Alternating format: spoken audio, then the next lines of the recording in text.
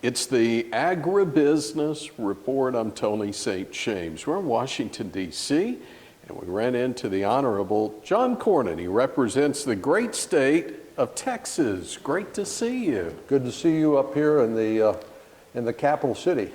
And it is a busy time. It's always busy in D.C. I don't think it's ever not busy, but especially the last few weeks of a session. Yeah, my dad always used to say, don't ever mistake activity for progress. And so we're trying to do a little of both. But yeah, this is what's called the lame duck session of Congress following the November the 8th midterm elections. And where some things have to get done, things like the annual appropriations bills have to be done in order to keep the government funded and up and running. Honestly, though, this is not a great way to do business. We've fallen away from the usual, what we call around here, regular order, where you do smaller bills and then you mark them up in a committee where senators on both sides of the aisle have a chance to make proposals and have votes on amendments, and then they go to the floor. The same process goes forward.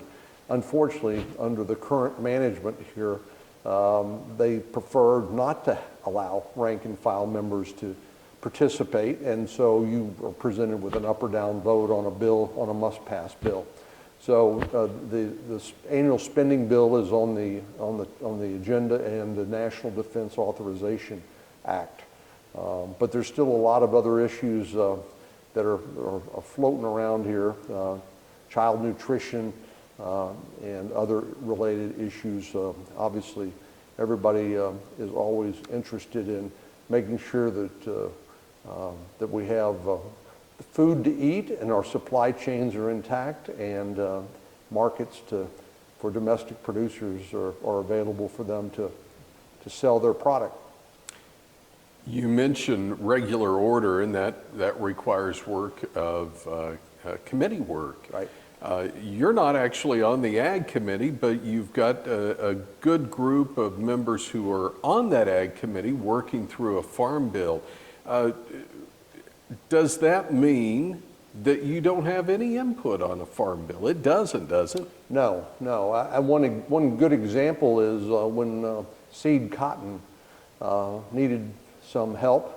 We were able to get with Mike Conaway's, a fellow Texan, when he was chairman of the House Ag Committee, and my friend John Bozeman from Arkansas. We worked with them and others to get that back in the Farm Bill.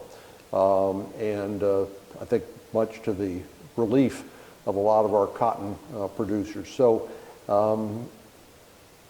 we only have 100 senators, and whether you're on a particular committee or not does not limit your ability to have impact.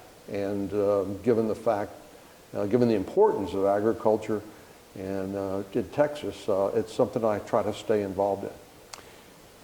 Really underlines the importance of a great staff as well, and I know that you have a great staff when it comes to looking at trade issues. Is trade on your radar? Absolutely. I just came back from a trip. I'm on the Senate Select Committee on Intelligence. So that was the reason I was in Australia and New Zealand most recently, and previously went to Japan with Senator Bill Hagerty, who was the former ambassador to Japan during the Trump years. And so agriculture was obviously a part of that conversation. Trade, concerns about the role China is playing in the region, and obviously those relationships. They've used trade to retaliate against Australia in particular for not bending a knee to the Chinese Communist Party. So, but in my conversations in Japan in particular, Rahm Emanuel, former congressman, former chief of staff to President Bill Clinton, we talked a lot about the Trans-Pacific Partnership and the missed opportunity that we should have taken advantage of back during the Obama years. I think that's now proven to be a mistake. And unfortunately, the Biden administration is not as trade friendly they're very close to organized labor, and for some reason organized labor is very reluctant for us to enter into trade agreements. But thankfully we were able to do things like the USMCA during the Trump years. But unfortunately, I don't see us getting back into that, into the trade business like we should to provide more markets to our producers during the current administration. But we're going to keep pushing. Last one here for you, and our focus is usually agriculture and rural America, but when we say rural America, we're talking about more than half of your state. Absolutely. So when you look at what's ahead for Texas as we move into 2023 and what's happening in Congress, how do those two kind of line up? What do you see coming?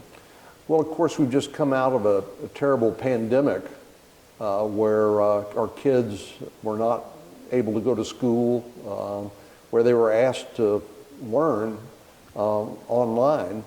But what was demonstrated there, one of the many deficiencies we've seen is the lack of broadband in rural Texas and rural America. And so we've made tremendous investments, but like all infrastructure, it's not something you can flip a switch and correct. It takes time, it takes money, it takes a good plan and strategy.